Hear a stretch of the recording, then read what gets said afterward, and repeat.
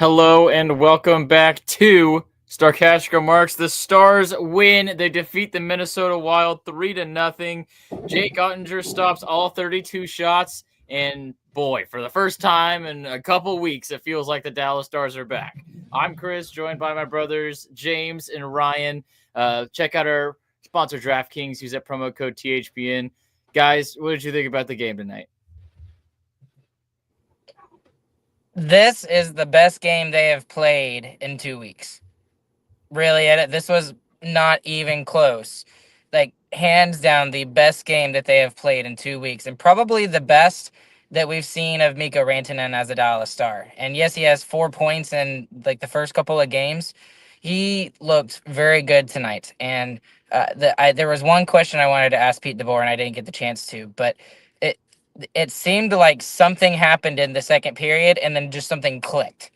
And I'm not saying this is why, but it seemed like once like Rantanen was like accepted into the Stars fold by getting a puck to the face and getting, whatever that way. I guess that was his initiation into the Dallas Stars fold. Something just clicked. I don't. I have no idea what it was. I have no reason to believe that was the actual thing. But after that, the Stars completely dominated the game. It was fantastic and excellent in every aspect of the game. Yeah, I'd argue it's their best game since the beginning of the month. I mean, really, the last really good game we had was against the Blues, and that was on the 2nd of March. So it's been a hot second since the Stars have really dominated a full 60-minute game. Yeah, and seeing Rantanen get hit in the face with that puck, man, it brought back all the memories. We're playing Zuccarello here tonight. It brought back the Zuccarello memories when we got him, and he looked so great and got injured almost immediately. And it's so good to see him come back into the game. And, man, there was a photo of him doing media after the game, and it literally looks like the puck is still in his cheek. So if you want to go see that photo, check out our Discord and the previous game channel. And I can't remember who posted it. Let me pull it up here so I can give him credit. Sooner fan posted it in there. And yeah, it looks ridiculous. It looks like he swallowed the puck and is keeping it in his cheek. Yeah, it's a real tough one.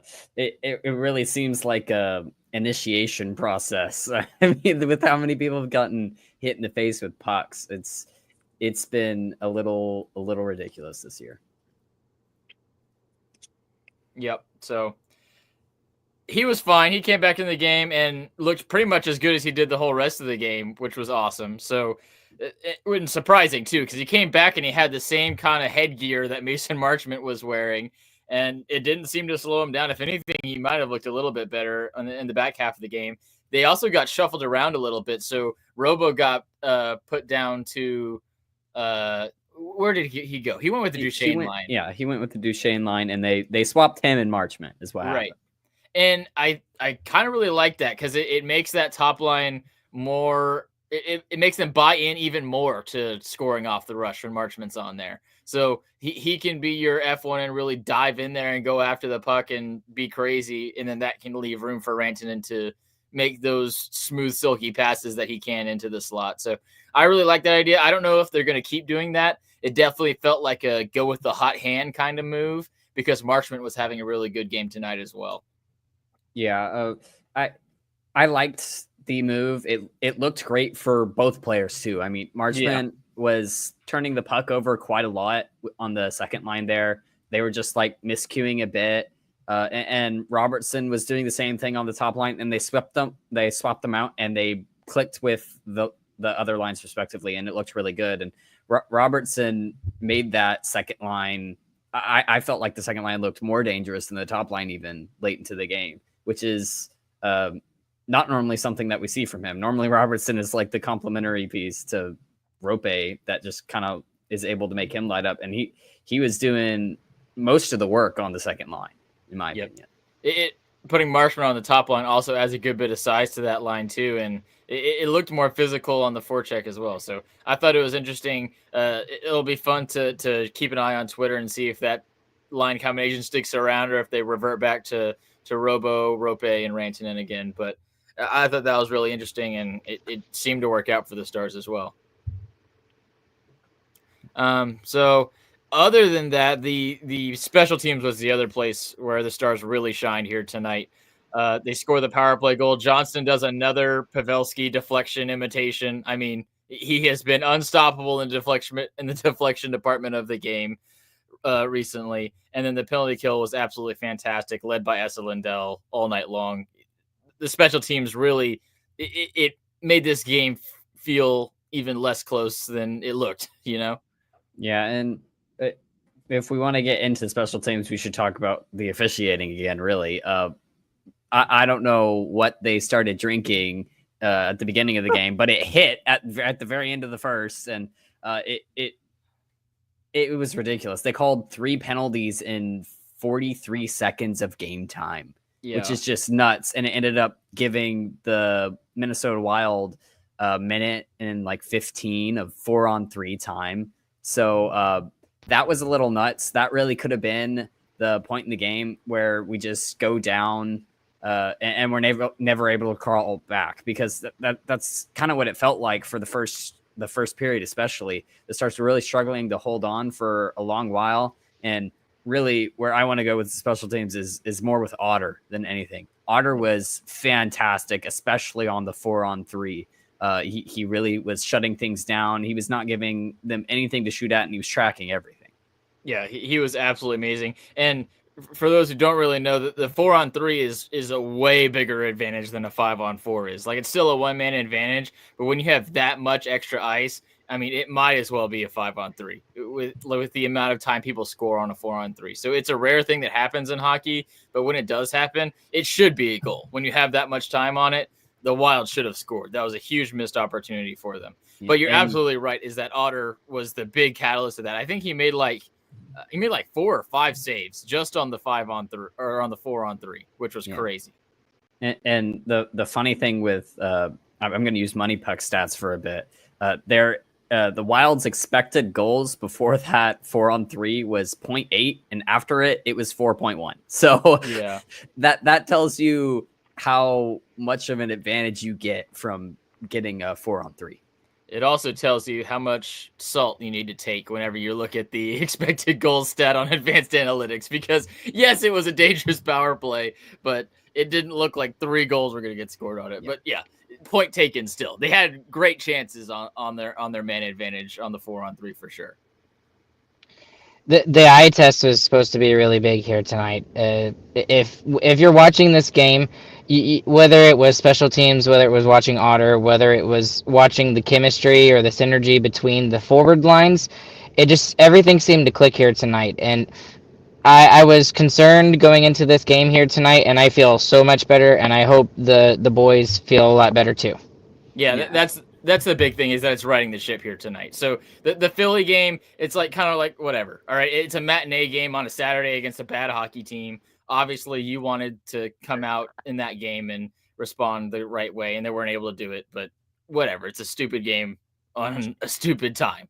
They come out in this one, which is a bigger one. The Wild are going to be pushing, trying to get into one of those top 3 divisional spots out of their wild cards chance, and this is a big opportunity for them to do that against a divisional foe. And the Stars are able to step up, and for the first big game in a month, like you said, James, we've had a couple of huge, massive games that they didn't step up, and they really stepped up and took it to them. And like Ryan said with the eye test, it was actually dominant. The scoreboard didn't show it because there was 5 posts, but the Stars.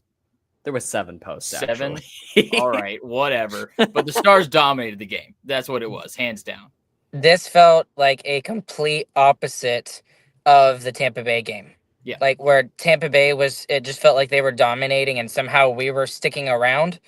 Well, yeah, we kind of let Minnesota stick around a little bit. It would have been nice to get that 3rd goal. It would have been.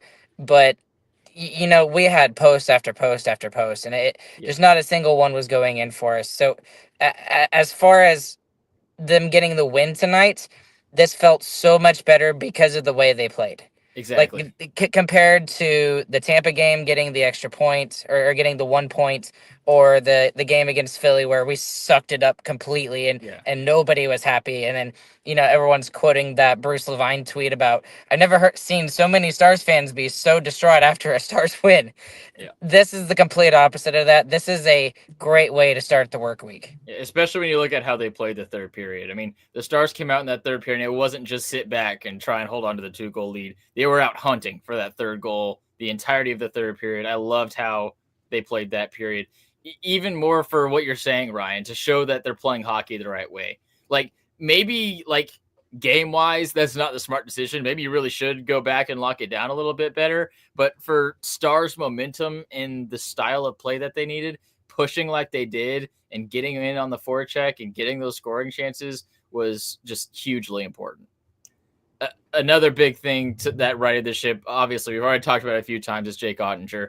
I mean, he looked terrible to start this month, and all month long he looked really bad. Tonight, from the first glove save, you could feel there was something different about him tonight, and it felt like he had his swagger back, and obviously it showed with his huge 32 save performance. Yeah, and I would argue where you first saw that was in the third period against the Ducks a couple nights ago. We had Joey on the podcast at the time then, and I talked about how that type of performance from Otter is what gives me hope that he's gotten over the hump. And now he's followed it up with 2 fantastic games. I mean, absolutely fantastic games. The Flyers game was really solid, and then this one is even better. I mean, he steals any chance that the Wild get a point in this one, really. Right. I'm not sure that the Wild still win with their offensive struggles, but he lets there be no doubt. And that's what makes this win feel as big as it is. Because realistically, they won 2-0. They only won by 2 goals. But the big fat 0 on the other side is what's just absolutely fantastic to see. The thing that really made me believe that he was going to get the shutout here tonight, and I did not say the S word until the game was over. I looked to Stone and I said shutout after the final buzzer went off. I can't remember if it was in the second or the third period, but there was a shot that hit behind him, and he tracked it completely and watched it the entire way. And it could have been a very easy play for Minnesota to where it just bounces off the backboards. Minnesota player happens to be there, and it's just basically an elevated slam dunk, and it goes in the back of our net. And he tracked it the whole way, and it wasn't like a great shot that the Minnesota player got off, but the fact that he was there and he would have made that save anyway, that's when it looked like the Jake Oettinger that we know when he's on his A game. Yeah, and I saw it earlier than that, honestly. There was a point when the Wild had a rush up the ice, and Marchment actually came back and poked it on net on Otter. And I feel like just a few games ago, that would have been in the back of his net, just because he wasn't going to be ready for it. But he's extremely alert, is the word that Razor used a lot tonight for him. And even when his own player is the one redirecting at him, which happened multiple times, by the way, because one went off CeCi late in the game too and came straight towards him. He was ready for it every single time, no matter where it was coming from. Yeah, a lot of the stuff we're talking about with Winnipeg and the Avs is that it seemed like he was having a hard time seeing the puck. Like through traffic, yes, but even just with minimal traffic, he was having trouble tracking it. Tonight, that was not the case. There was multiple times where the puck deflected around. He was able to make a quick reaction move to get after it. And, I mean, I don't even want to say especially his pads because his glove made a couple of huge saves too, but just those quick movements is what it was. Legs, glove, blocker, all of it. It was fantastic. This is Jake Oettinger when he's at his best. Yeah, and he lost the puck maybe once. There was one point where it dropped in front of him, and this is a big thing. Credit to the defense in front of him. They covered for him. They got the puck and instantly took everyone else out. So that's a big thing that you need to show your goaltender when he is having a game like this. He makes one mistake and it doesn't matter because you're there, you're covering him.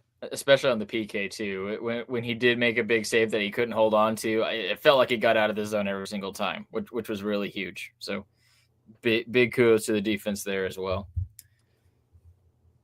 Brian, it looks like you're about to say something. Yeah, sorry. Can we talk about Bichsel and Dumba? Bichsel and Dumba for a second? Because I think you can go one of two ways with both of these guys right now. On the positive side, I absolutely loved the physicality that both of them showed tonight. I really did. And Bichsel tonight was better than last game, but there are still instances where he looks like a rookie. And I know that's coming, but he ain't got that long left to figure it out. He's got what 15 games before the playoffs come in. He's in on the Stars lineup for the playoffs. Dumba, I thought he had a really good game tonight. I really did. The bad games are few and far between over this last stretch of a month or so, compared to earlier in the season where there was that one game over a long period of time where he looked okay.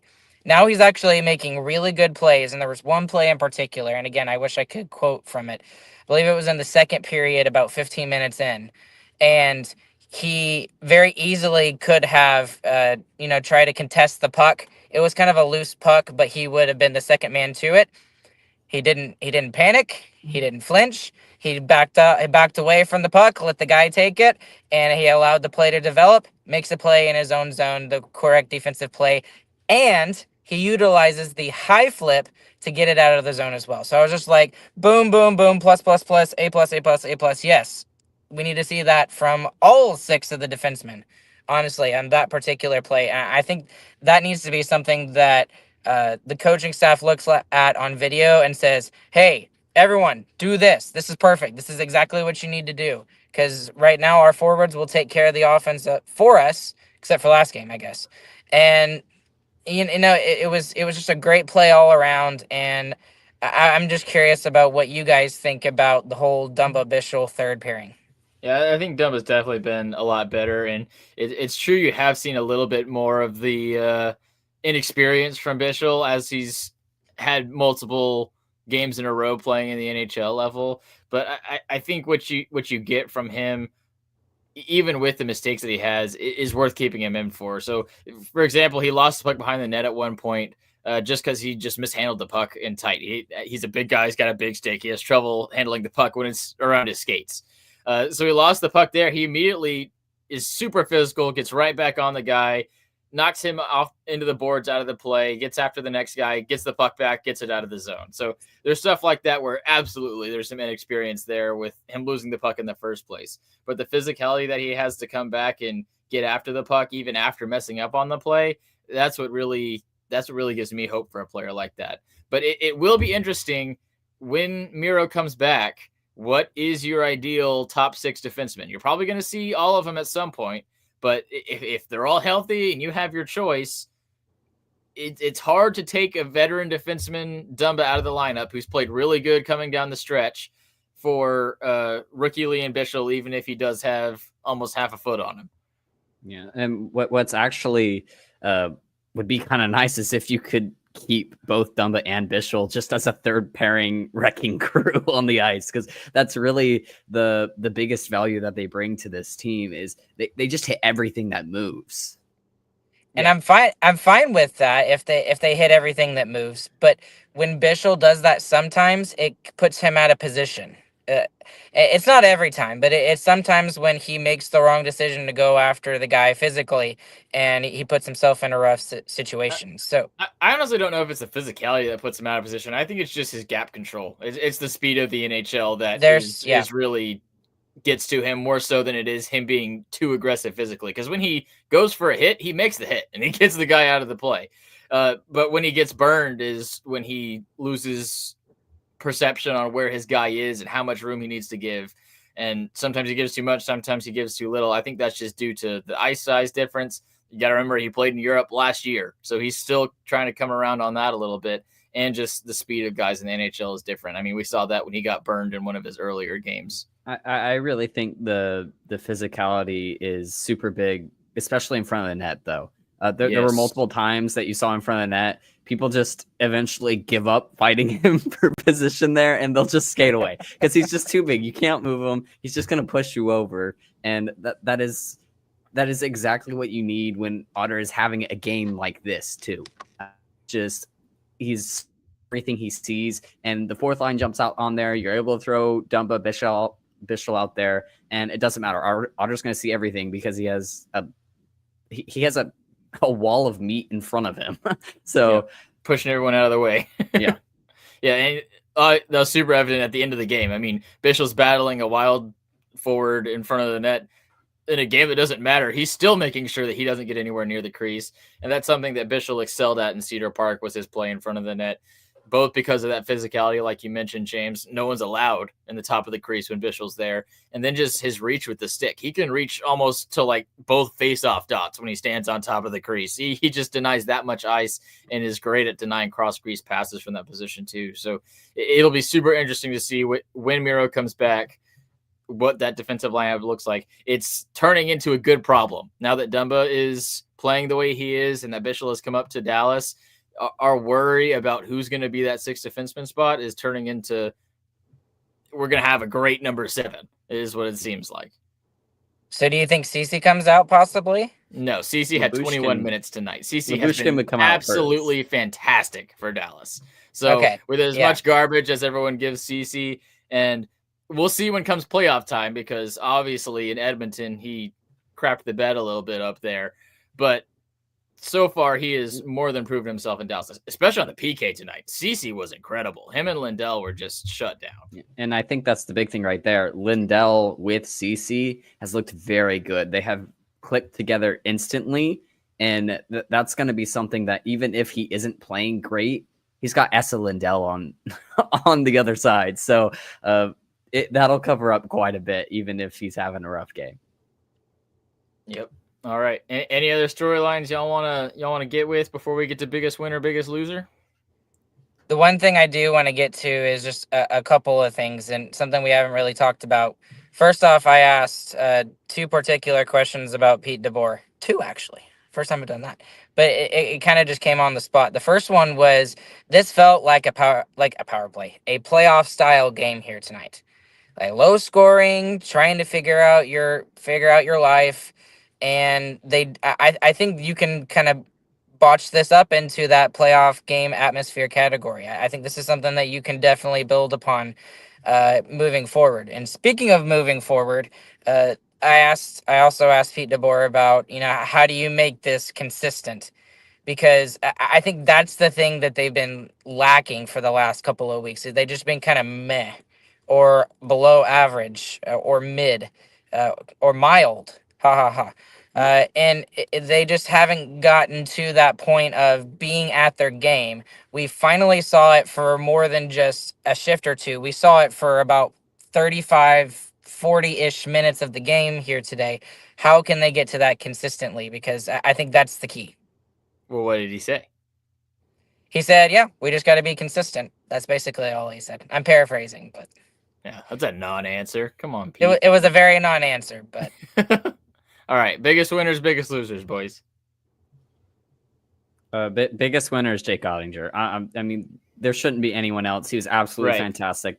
Like I said, locked in, saw everything. Even when it was tipped, there was one that went off the backboards behind him and came right up in front, and he was still there for it. So just stuff like that is hopefully what we get from Otter in the playoffs. And this is a great sign for him going forwards, especially with the tough month he was having.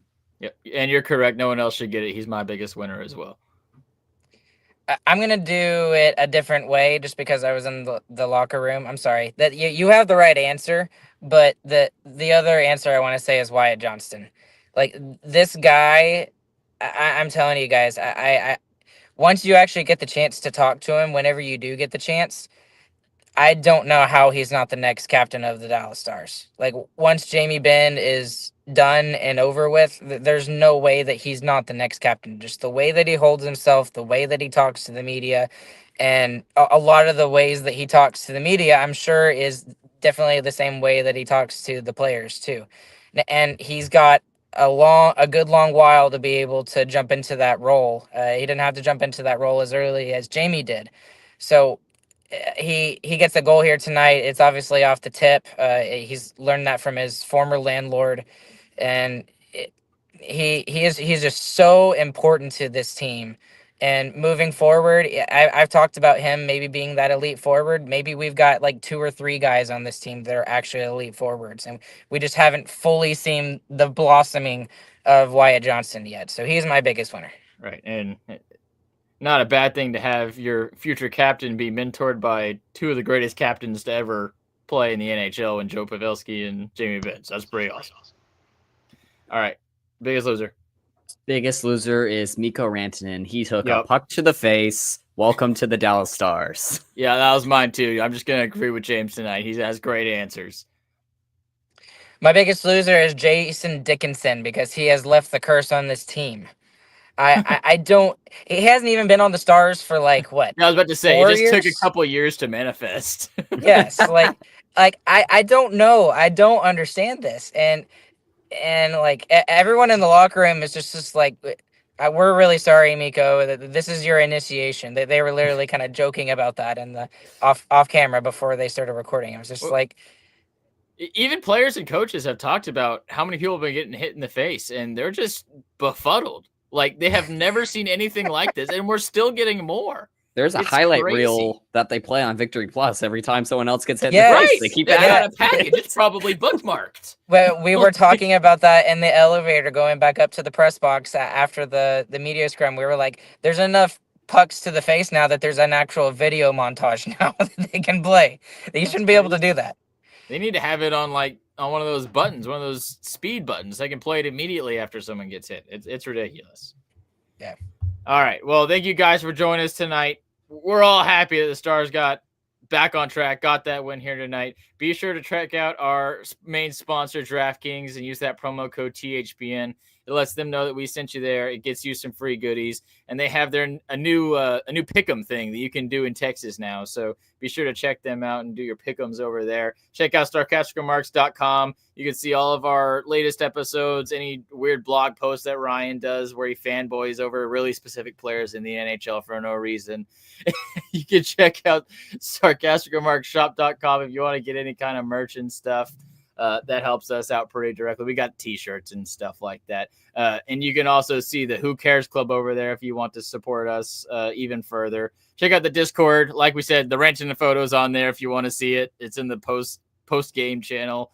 That's crazy. It's nasty. It is nasty. It looks pretty gross. Be sure to like, subscribe, and share this wherever you want and wherever your people will be. And James, when's the next Dallas Stars game? When are we going to be back? Wednesday. It's 9:00 start in Edmonton. Except Edmonton is they're just the Oilers. McDavid and Draisaitl both likely to be out for that game. So it's going to be a weird one. It's also nationally broadcast. So it's going to start at 9:30. It's going to start really late, and there's going to be it's going to be a weird one. Who do you defend against? I don't know. Yeah.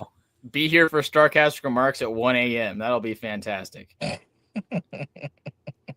All right. Well, if we got nothing else, then we will see you guys next time. The mild suck. GG, boys.